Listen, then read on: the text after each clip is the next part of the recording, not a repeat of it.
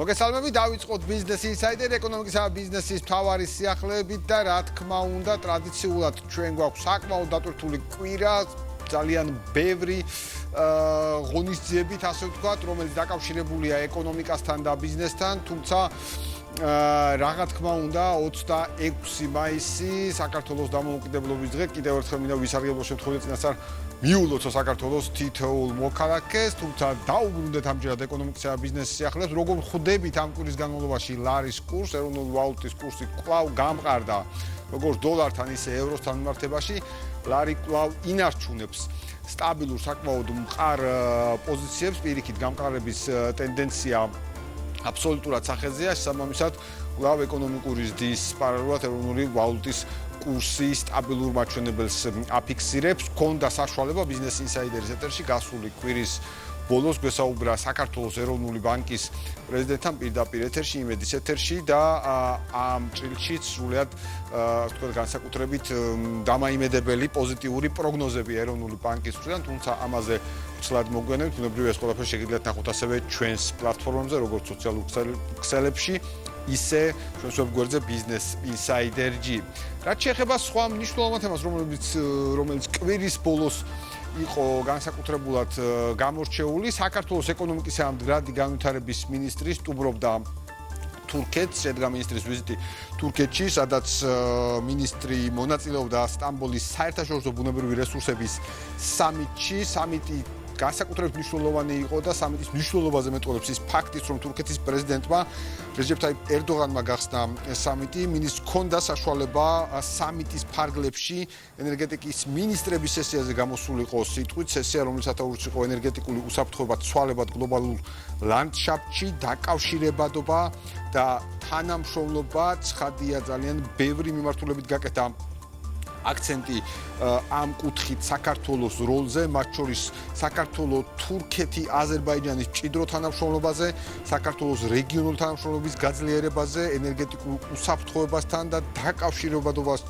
დაკავშირებადობის საკითხებში წვლილი შეტანის მიმართულებით, როგორც მოგიხსენებათ, სტრატეგიული მდებარეობის წყალობით საქართველოს ის საიმედო სატრანზიტო საშუალება, რითიც მართლაც ევროპა და აზია ერთმანეთს უკავშირდება. მინისტრი აღნიშნავს, რომ საქართველოს აქტიურად უწყობს ხელს განახლებადი ენერგიის განვითარებას და ხელსაყრელ პირობებს ქმნის საერთაშორისო ინვესტორებისათვის. მინისტრი ასევე მონაწილეობდა ოთხმხრივ შეხვედრაში თურქეთის, აზერბაიჯანისა და ბულგარეთის ენერგეტიკის მინისტრებთან ერთად, სადაც რეგიონული მნიშვნელობის პროექტები და სამომავლო თანამშრომლობის პერსპექტივები იქნა განხილული და ასევე მინისტრს ჰქონდა საკმაოდ საინტერესო შეხვედრა სამიტის ფარგლებში თურქეთის ენერგეტიკისა და ბუნებრივი რესურსების მინისტრთან ბატონ ბაირაქტართან, სადაც ერთის მხრივ განხილულ იქნა ორი ქვეყნის თანამშრომლობის საკითხები, ამავდროულად განხილულ იქნა ენერგეტიკული პროექტები, თანამშრომლობა ენერგეტიკულ პროექტებთან დაკავშირებით და ამავდროულად საუბარი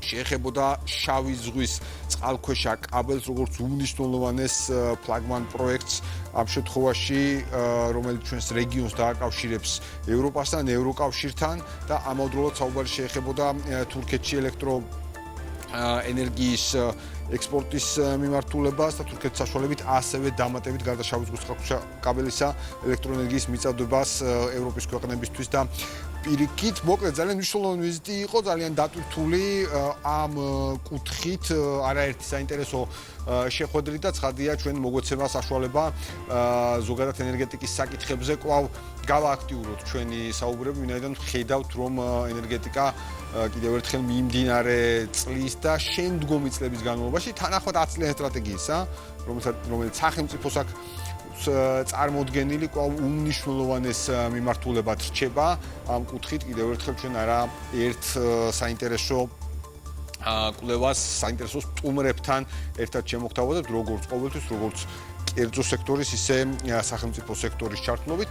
აქვე რა თქმა უნდა, როდესაც ჩვენ ვსაუბრობთ დაკავშირებადობის საკითხებზე, აუცილებლად ვისაუბროთ ამ კუთხით საქართველოს გამოკვეთილ რეგიონულ როლზე, მიუხედავად ძალიან ბევრი მცდელობისა, გარკვეულწილად მოხდეს დაკნინება ან არც თუ სერიოზულად შეხედვა საქართველოს სატრანზიტო ლოჯისტიკური ფუნქციის ამ კუთხით ჩვენ ხედავთ რომ რეალობა არის სრულიად სხვა, პირიქით ხდება მთელ რიგ შემთხვევებში საქართველოს ნაწილის ხაზგასმა. რამოდენიმე მცირე განახლებული ინფორმაცია, ანალიტიკური ნაწილი მინდა შემოგთავაზოთ, რომ ჩვენ სტუმართან ვისაუბრებდით, ჩვენ სტუმართან დღეს სწორედ საქართველოს რეგიონულ ამ შემთხვევაში ლოჯისტიკურ ფუნქციაზე ვისაუბრებთ, რაც რა თქმა უნდა საქართველოს რეგიონულ როლს შევეხებით, თუმცა პირველ რიგში მინდა რომ აი განახლებული ინფორმაცია რომელიც შეეხება როგორც რკინიგზის მიმართულებას, ზოგადად სატრანსპორტო ნაწილს, მინდა რომ ეს ნაწილი მოვიხილოთ. პირველი დიაგრამა თუ შეიძლება ამ შემთხვევაში საქსტატის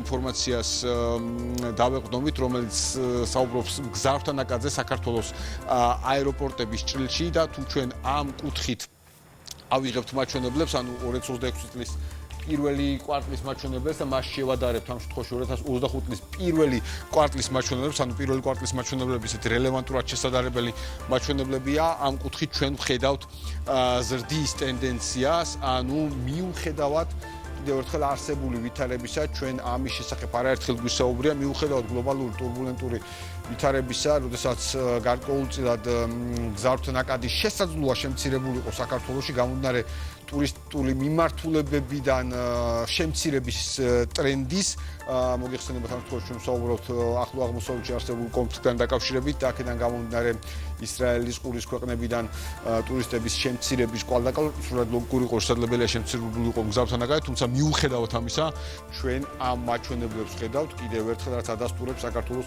დივერსიფიცირებას ამ ნაწილში და როცა ზოგადად ჩვენ მგზავრთა ნაკადზე ვსაუბრობთ ამ შემთხვევაში საქართველოს საერთაშორისო აეროპორტებში, ბუნებრივია, კვლავ დღის წესრიგში დგას საკითხი და ამასთან დაკავშირებით ეს საქართველოს ეკონომიკის ამგვარად განვითარების მინისტრმა გასული კვირის ბოლოს იმედლავის ეთერში კიდევ ერთხელ დაადასტურა რომ რა თქმა უნდა საქართველოს კვლავ ძალაშია და კვლავ ასე ვთქვათ მუშაობს საქართველოს თბილისის ახალი საერთაშორისო აეროპორტის მშენებლობის ნაწილზე. შემდგომი დიაგრამა თუ შეიძლება, სადაც უკვე ჩვენ მოვიხილავთ საქართველოს საზღვაო ნავსადგურებში და ტერმინალებში მგზავრთა ნაკადიდან რომ გადავინასრულოთ ასე ვთქვათ ამ ჭრილში გადამუშავებული ტვირთების მაჩვენებლებზე და ეს არის სწორედ ეკონომიკისა და მდგრადი განვითარების სამინისტროს მიერ მოწოდებული ინფორმაცია. ტვირთების მოცულობა ამ შემთხვევაში გადამუშავებული ტვირთების მოცულობა გაიზარდა 21%-ით და ჯამურად გადამუშავებული კონტეინერების ეგრეთ წოდებული 8%-იანი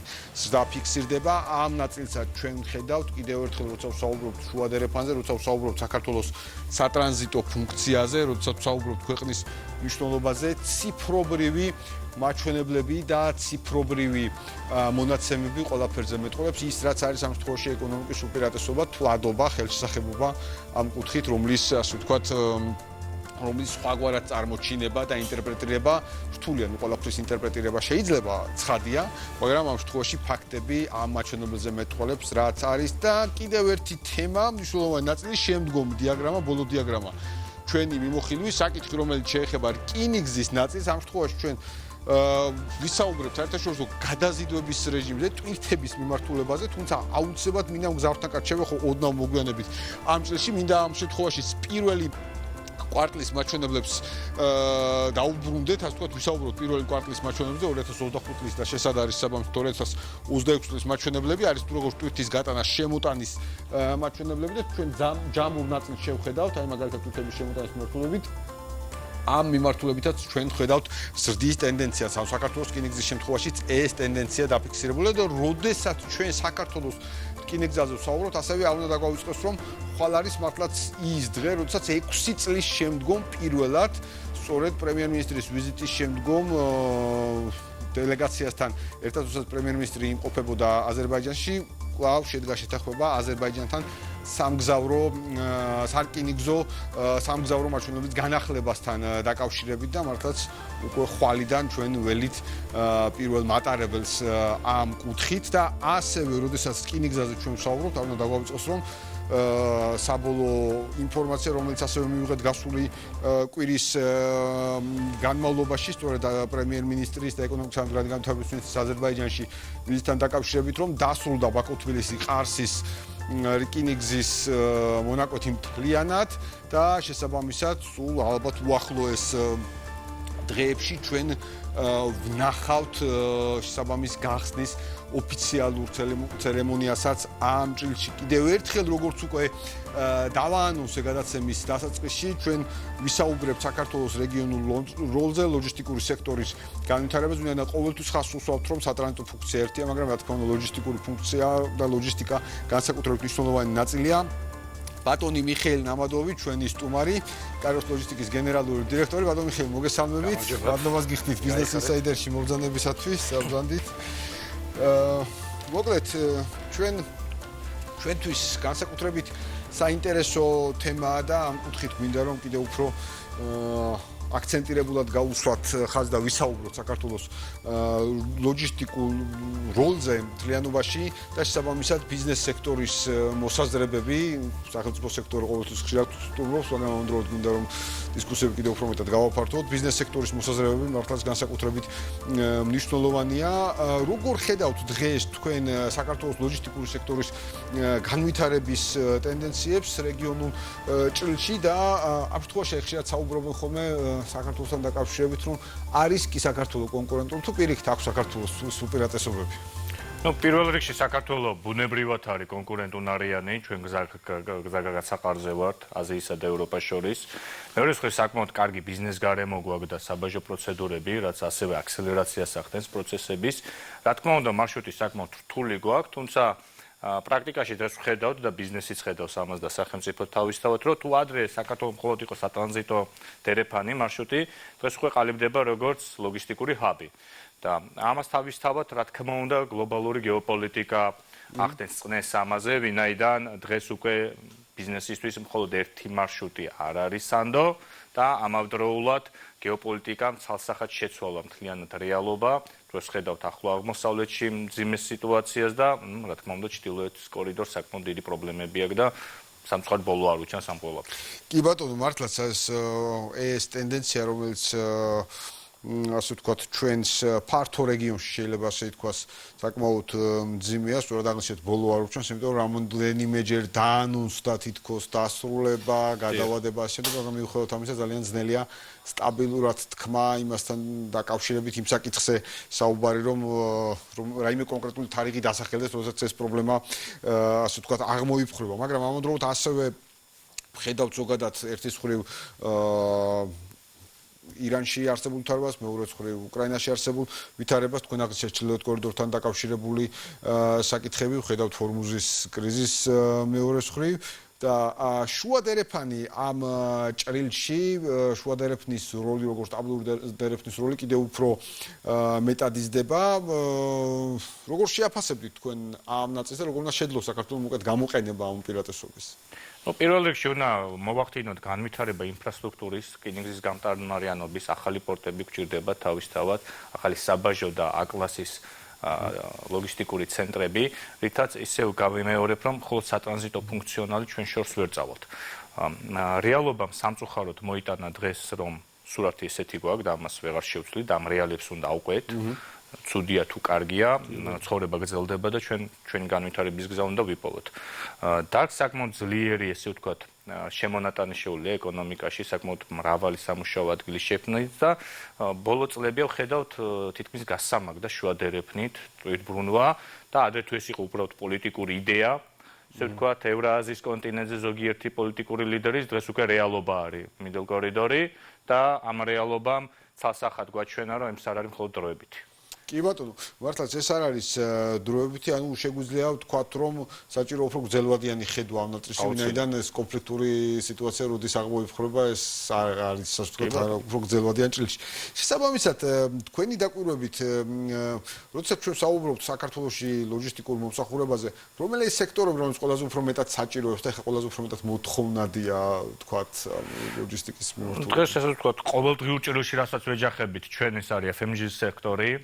ეს არის რიტეილი ვითარდება, ავტონაწილების გამოყოფდი, სამშენებლო ნაწილები იზრდება, სხვათა შორის დუბაი ერთ-ერთი საკვანძო ლოგისტიკური ჰაბი იყო მთლიანად რეგიონში, მათ შორის საქართველოც მარაგდებოდა და დღეს უკვე საერთაშორისო ბრენდები გვეკონტაქტებიან, რომ მათ უნდათ მინი ლოკალური რეგიონალური ჰაბის განვითარება უკვე საქართველოს მიმართულებით.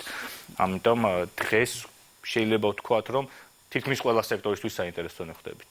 კი ბატონო და რეალურია ვთქვათ რომ იგივე ხა დუბაი ახსენეთ ვთქვათ და ჩვენ ხა საქართველოს რამოდენიმე მიმართულებით გვაქვს გამოცდილება აი მაგალითად IT სექტორის ნაწილში როგორც კი ვთქვათ რუსეთის უკრაინის შეჭრის შემდგომ იყო პრობლემური ნაწილი საქართველოში გადმოვიდნენ საქართველოსთან მუშაობენ ვთქვათ ძალიან ბევრი ახლა შეინიშნება მათ შორის დუბაიდან IT სერვისების ნაწილში საქართველოში გადმოტანა და საქართველოსთან მუშაობა და საკმაოდ მზარდი გახდა ეს. ანუ ლოჯისტიკის სექტორშიც ეს რეალისტურია რომ თქვათ კომპანიები რომ შეიძლება დუბაიში მუშაობდნენ სადმე რეგიონში საქართველოში რაღაცა ფორმით უფრო მყარად იყვნენ წარმოდგენილები. როგორც მინიმუმ ვიფიქრებენ რომ ლოკალური წარმომადგენლობა ქონდეთ ან თავის ნაშთების ესე ვთქვათ დივერსიფიკაცია მოახდინონ, იმიტომ რომ ფაქტობრივად ომი რაც დაიწყო 2-3 თვე სრული კოლაფსი არის თვითონ გალფის რეგიონში და გალფის გარდა ამან წნეხით ესე ვთქვათ ზეგავლენა მოახდინა მთლიანად მთელი საზღვაო ხაზების გადაზიდვები ფაქტობრივად არეულია დაუშვათ თუ ჰამბურგიდან ადრე დაახლოებით 60 კვირაში კონტეინერი ფოთში ქონდა დღეს უკვე 2 თვე ნახევარის ვადაზე ადის ეს პროცესი და აქედან გამომდინარე ესაც ესე ვთქვათ ერთ-ერთი მნიშვნელოვანი ფაქტორი არის იმიტომ რომ ხდებით თაროზე თუ არ ხარ დღეს ხვალ ჩაგანაცვლებს ვინმე ლოკალური მოთამაშე და უკვე ამოვარდნილი ხარ რომ კონკურენცია საკმაოდ მწაფრი არის. კი ბატონო და მართლაც ხა საინტერესო ფაქტი ახსენეთ რომ ჰამბურგიდან მოვალ ტურიზმს აი ამდენად შეეცვალათ ასე ვთქვათ ამ შემთხვევაში გადაადგილების მარშრუტი. როცა ჩვენ აი ამ ნაწილზე ვსაუბრობთ სწორედ ლოჯისტიკურ ნაწილზე ბუნებრივია ამ შემთხვევაში მოდის სწორედ სატრანსპორტო ინფრასტრუქტურის ნაწილი. აი თუ შეიძლება ვისაუბროთ იგივე რა გავლენა აქვს პორტს, რკინიგზას, საავტომობილო ნაწილს ლოჯისტიკურ სექტორის განვითარებაზე ქვეყანაში. ჩვენი მდებარეობიდან გამომდინარე შეიძლება ვთქვათ რომ საქართველოს სამივე მიმართულებას იყენებს კარგად და ფაქტურად ნაწილდება 1/3 რკინიგზას, საზღვაო, სახმელეთო გადაზიდვები და დაახლოებით 10%-მდე უჭირავს საჰაერო გადაზიდვებს მთლიან პროცესში. ამიტომ ერთ-ერთი რგოლის ესე ვთქვათ განვითარება თუნდაც თავისთავად ზეგავლენას ახდენს, დაუშვათ თუ ავიღებთ თუ გამართული პორტები გაქვს და კარგი მომსახურება გაქვს, თავისთავად შემდგომ კონტეინერების გადაზიდვა ხდება რკინიგზით, ავტომობილებით რეგიონალურ მასშტაბზე. ამავდროულად დღეს უკვე ჩვენ ვინაიდან როგორც ვახსენე, გავხდით რეგიონალური ლოგისტიკური ჰაბი შუა აზიას არ აქვს გასასვლელი ზღვაზე და მანდ დაახლოებით 95% არის სარკინიგზო და სახმელეთო გადაზიდვა. ანუ მულტიმოდალურზე გადავედით. პირობითად თუ ამერიკიდან შემოდის კონტეინერი შუა აზიაში ტრაილერით ვაგზავნით, პირიქით რკინიგზით შემოგვაქვს ტვირთები და შემდგომ ზღვით ვაგზავნით. ანუ ეს კომპლექსურია და ჯამში სამივე რგოლი კარგად უნდა მუშაობდეს 1 საათი, 1 ორგანო არის, მოკლედ რო ვთქვათ. რომელი ეფექტური გული უკვე მე დავარჩიეთ. კი ბატონო, მართლაც მულტიმოდალური ნაწილი ვინაიდან ხო ანუ ბევრი ტრანსპორტის ცვლილება ჭირდება რაღაც შემთხვევაში და ეს სწორი ახსენეთ მათ შორის ახლა თქვენ გამოსვლება აქვს უცხოელ პარტნიორებთან მიმართებაში და აღნიშნეთ ზღვაზე გასასვლელს არ მქონე ქვეყნები ამ კუთხით. ისინი საქართველოს როგორ უყურებენ, ამდენ სტაბილურ პარტნიორს უყურებენ, რომ საქართველოს მიმართულებით გაზარდონ ასე ვთქვათ თანამშრომლობა. სხვათაშორის კოვიდის მერე გავხსენით პირველი ფილიალი ალმა-ატაში და მაშინ როცა ჩავდიოდი, გვიყურებდნენ, მოუწონდით მენტალურად ესე ვთქვათ ტრადიციებიდან გამომდინარე, ახლოს ვართ მათთვის.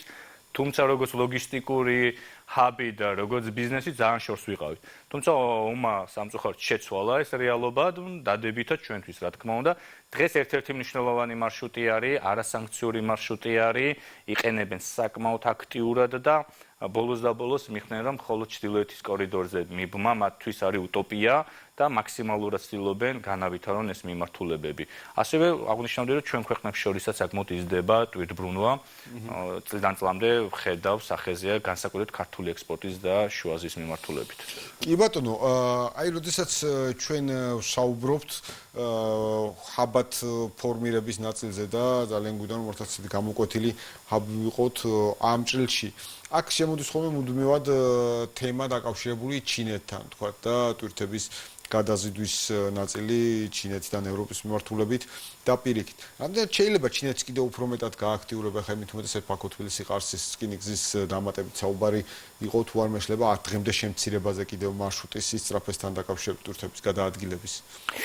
დღეს ჩინეთი აქტიურად იყენებს ჩრდილოეთის დერეფანს, ესე იგი ხდება ჩატანა ლიტვამდე, ბელარუსიამდე რკინიგზი და შემდგომ იცვლება უბრალოდ ბორბლები ვაგონების და მე მიდის ძირითადად დუისბურგი არის გერმანიაში გამანაწილებელი.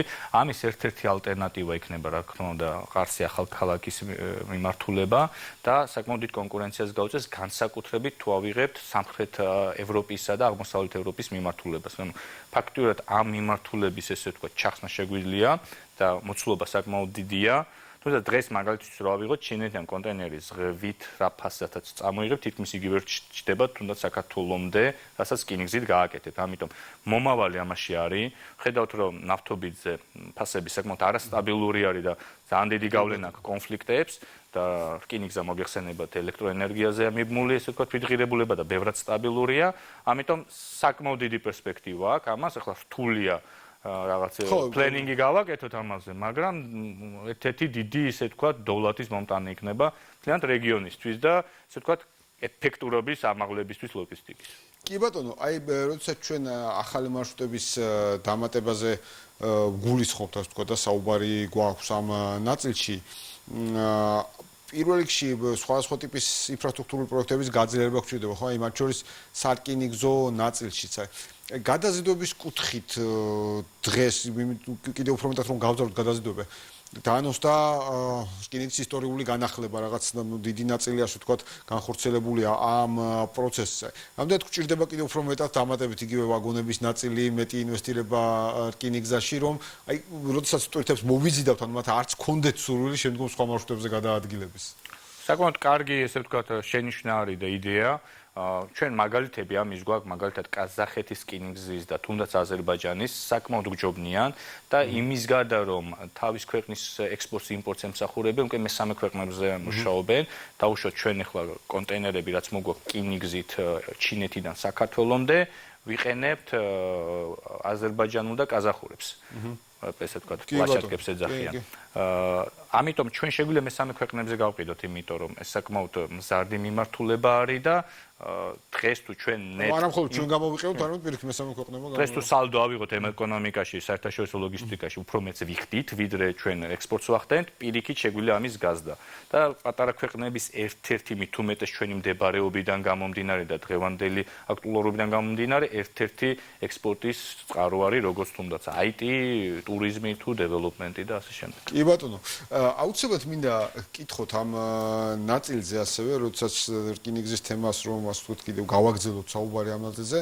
როდესაც შუა დერეფანზე საუბრობთ, ხშირ შემთხვევაში ასახელებენ ახალ მიმართულებას, ამ შემთხვევაში, ძველს, თუმცა განახლებად მიმართულებას, აზერბაიჯანის, სომხეთის, თურქეთის მიმართულებით, ეგრეთ წოდებულ ტრამპის მარშრუტს, თუმცა ალბათ ძალიან შორია სრულფასოვან ამოქმედებამდე. რამდენად შეიძლება ეს კონკურენტად ჩავთვალოთ, თუ შეიძლება უფრო შემავსებელი იყოს რაღაცა კუთხით, ხო, იმიტომ რომ ტვირთების ბევრი ნაკადი მოძრაობს. შემავსებელი იქნება ცალსახად. ანუ ეს ცალსახად რომ ამის კონკურენტად წარმოჩენა იქიდან გამომდინარე რომ სხვაზე გასასვლელი არ აქვს სომხეთს და ის ტვირთი რომელიც მაგ მიმართულებით უნდა წასულიყო დღესაც კი კონფლიქტის მიუხედავად მაგალითად სამხრეთ დერეფანი მუშაობს და ირანის გავლით შუაზე იყენებს მაინც ამ მარშრუტებს, იმიტომ არის კონკრეტული ტვირთები რომელიც ანა ეკონომიკურ ღირებულებას ვერ უძლებს დაუშვათ შუა დერეფნისას, ან რიგებიდან გამომდინარე, მაინც ესე ვთქვათ, ძრება ბჭყალებში დავარქვათ, რომ უფრო სწრაფი არის. ამიტომ უფრო შემავსებელი იქნება და პირიქით დღესაც ჩრდილოეთ დერეფანსაც რამდენიმე გასასვლელი აქვს, ეგრე ლიტვიდანაც შეგიძლია ლატვიიდანაც შეხვიდეთ, ბელორუსიდანაც შეხვიდეთ და ადრე თავის დროზე უკრაინა, რუსეთი საკმაოდ აქტიურად იყენებდნენ ამ დერეფანს, თუმცა თვითმბრუნვა იზრდება და პირიქით უკეთესია. ხო, ძალიან კარგი მაგალითი მოიყვანეთ ამ კუთხით, რომ ჩრდილოეთ დერეფანსაც ბევრი მიმართულება აქვს საბოლოო ჯამში პირიქით, ხო, ეს არის რაღაცა შემავსებელი, უფრო მიმზიდვებს ხდის ჯამში ამ მიმართულებას. აუცილებლად მინდა კითხოთ ახლა ჩვენ მულტიმოდალურ ტრანსპორტზე საუბრობდით და საქართველოში აქტუალური თემა ასევე რკინიგზასთან ერთად არის ანაკლიის ღრმაწყლოვანი პორტი. თქვენ გადაზიდვების ნაწილში ამ კუთხით იცით ზუსტად. აი სულ საუბრობენ რომ აი საქართველოს აქვს პორტები, რატომ ჭირდება კიდევ ერთი პორტი, ან ღრმაწყლოვანი პორტი, მაინც რატომ არის საჭირო, როცა აგერ უკვე არის თქვა პორტი. ნუ პირველ რიგში ღრმაწყლოვანი პორტი არ გვაქვს და შავ ზღვა საკმაოდ ნაკლულია ამ თვალსაზრისით, ეს პირველი და რეგიონი საკმაოდ დიდი გვაქვს, ხო? დაახლოებით რამდენიმე 100 მილიონ მოსახლეობაზე შეიძლება ისაუბრო, ხო? შავი ზღვის ბასეინზე. მეორე რომ ჩვენ პანამაქსის გემებს ვერ ვიღებთ და გვჭირდება ამ დროს გამოვიყენოთ საბერძნეთის და თურქეთის პორტები, სადაც ხდება გადატვირთვა, ეს დამატებითი ღირებულება არის, დამატებითი ხარჯი და დრო. აძვირებს, მარტივად რო ვთქვა. ამიტომ პირდაპირ შემოვა პანამაქსის გემები და უშუალოდ თუნდაც ჩინეთიდან და შემდგომ გადანაწილდება ზოგი ტვირთი მანქანებით, ზოგი ტვირთი რკინიგზით და ჩვენ ამით ესე ვთქვათ დავიჭერთ საკმაოდ საინტერესო ნიშას. იმიტომ რომ დღეს ახლო ყველაზე ესე ვთქვათ კონკურენტული ყავდა ჩერნომორსკის პორტი, ოდესასთან, რომელიც ჩაკეტილია სამწუხაროდ. რუმინეთს აქვს პატარა პრეტენზიები, თუმცა მგონია მაინც უფრო ნელა წავა და ნუ ახლოესი სამსუნერი. იქეთ შორს აღარ წავიდეთ, იმიტომ მათ თავისი ნიშა აქვს და უკვე სხვა დონეზე არიან ასულები. ჩემი აზრით, რაც უფრო მალე იქნებოდა, უკეთესი იქნებოდა ჯამში, მაგრამ მხოლოდ ჩვენი ქვეყნისთვის. კი ბატონო, მართლაც მე მგონი კიდევ უფრო დამატებით მიზიდველობა შეძენა დერეფანს მთლიანობაში ამ კუთხით. ასევე, როდესაც მულტიმოდალურ ტრანსპორტზე ვსაუბრობთ, ხშირად ჩვენთან საჰაერო ნაწილზეც ვსაუბრობთ და ხშირად საჰაერო მიმართულება მხოლოდ მგზავრთ ნაკადების მიმართულების გადაადგილებასთან არის ხოლმე დაკავშირებული. აი არის თუ არა უფრო მეტი ტენდენცია, რომ საქართველოს ამ კუთხითაც საინტერესო იყოს საჰაერო ტრანსპორტის მიმართულება. მე მესმის, რომ შეიძლება ფასების კუთხით გარკვეული ნაწილი განსხვავდებოდეს. თუმცა სისწრაფე აქვს თავისთავად. ძალიან საინტერესო არის მაფუჭებადი ტვირთებისთვის და ჩვენ წლიდან წლამდე ვხედავთ აგრობიზნესი ვითარდება საქართველოში და თუნდაც მოცვის ძირითადი ექსპორტი გავში ხდება ზუსტად ავიაგადაზიდვების მეშვეობით. გზაგასაყარზე ვართ მეორე და ვხედავთ e-commerce იზრდება საკმაოდ სწრაფად ჩვენთანაც სამეზობლოშიც და ამ კუთხით საკმაოდ კარგი ნიშის ათვისება შეგვიძლია, თუმცა საკმაოდ მაღალი კაპიტალ დანახარჯების ბიზნესი არის და სამწუხაროდ სულ რამდენიმე მოთამაშეა საქართველოში და გლობალური მოთამაშეები არიან, მაგრამ აღნიშნავ რომ შუა დერეფნის განვითარებამ არა მხოლოდ ავიაგადამზიდები, არამედ სახმელეთო გადამზიდებიც გააძლიერა და დღეს ცალსახად მინიმუმ რეგიონალურ დონეზე შეგვიძლია გძალუց კონკურენციას უწევთ მინიმუმ მოქნილობით და სისწრაფით საერთაშორისო დონის სატრანსპორტო კომპანიებს. კი ბატონო, მართლაც ესეც მნიშვნელოვანი ნაწილი ამ კუთხით. არის გარკვეული ტიპის პროდუქტები, რომლებიც უბრალოდ ამ გზით უნდა გადაიზიდოს მიუხედავად სიძვირისა. თქვენ ახსენეთ იგივე ზოგადად ტექნოლოგიური ნაწილი გაციფრულების ტენდენციაში როგორ ვართ? იგივე AI-ის გამოყენება ხო დღეს ახლა ბევრი სექტორი იყენებს ამ კუთხე. ლოჯისტიკა რამდენად თავსებადი და სწრაფად ითვისებს AI-ს ან იყენებს? თანამედროვე ლოგისტიკა ახლა პრაქტიკულად რო ვთქვა დღევანდელ დღეს არის, რა თქმა უნდა, მიბმული ტექნოლოგიური ბიზნესი არის. თუმცა ვიღაცისთვის დღეს თუ რაღაც უპირატესობა, ჩემ პირადი მოსაზრებაა, რომ საჭიროება უკვე ხვალინდელი დღე არის. ხდება საკმაოდ სწრაფად გამოყენება ამის დაუშვათ პრაისინგისთვის, როუთინგისთვის, warehouse management-ისთვის, ამის დანერგვა ხორციელდება.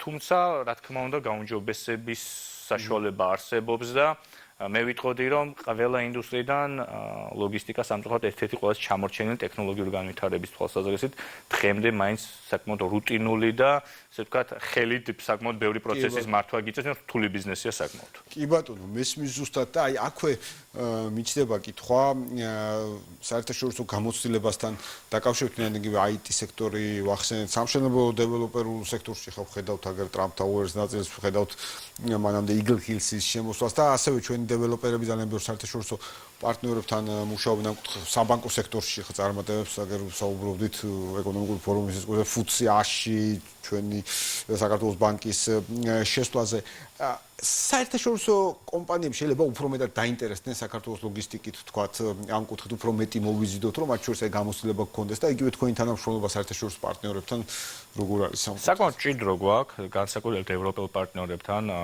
ხშირი გვაქვს ინფორმაციის მიმოცვლა და უშუალოდ ნაწილს ესე ვთქვათ კონტრაქტების ისინი ასრულებენ საქართველოსდან შემდგომ ჩვენ ვაგრძელებთ საქართველოსდან აზიის და ჩინეთის მიმართულებით და პირიქით საკმაოდ წინ არიან წაწეულნი თუმცა ისევ გავიმეორებ მოუქნელები არიან შედარებნელები არიან არ აქვთ ესე ვთქვათ ლოკალური მენტალიტეტის საშუალება და ჩვენ ამით დღევანდელ დროს ჯობნით თუმცა რა თქმა უნდა მართალი ბრძანდები და ჩემი აზრით საქართველოში ლოგისტიკის განვითარების და საქართველოს ლოგისტიკური ჰაბის ჩამოყალიბების ერთ-ერთი მნიშვნელოვანი და ქვაკუთხედი არის რომ რაც შეიძლება მეტი საერთაშორისო პარტნიორი გყავდეს რომ ეს გამოცდილება ცოდნა რაც არის დაგროვილი მსოფლიოში მივიღოთ და შემდგომ განვახორციელოთ და ჩვენი პროდუქტიულობა გავზარდოთ. კი ბატონო, ძალიან დიდი მადლობა მინდა გადაგიხადოთ სტუმრობისთვის. მე დარწმუნებული ვარ რომ ჩვენ არაერთხელ მოგვიწევს საუბარი, ვინაიდან თემა არის ძალიან აქტუალური და ჩვენ ნახეთ ასევე კიდევ ერთხელ საუბრები ანაკლის ხმასპოვანი პორტის დაჩქარებასთან დაკავშირებით, რკინიგზაში შემდგომ ინვესტიციებთან დაკავშირებით, ხადია ეს ყველაფერი ლოჯისტიკურ ნაწილზე მნიშვნელოვანი ნაწილად არის მიმართული და ჩვენ არაერთხელ მოგვიწევს ამ სექტორის შეფასება. ძალიან დიდი მადლობა, ძალიან საინტერესო მიმოხილვისთვის და ესეთ ყოვლისმომცველი მიმოხილვისთვის ამ ნაწილში.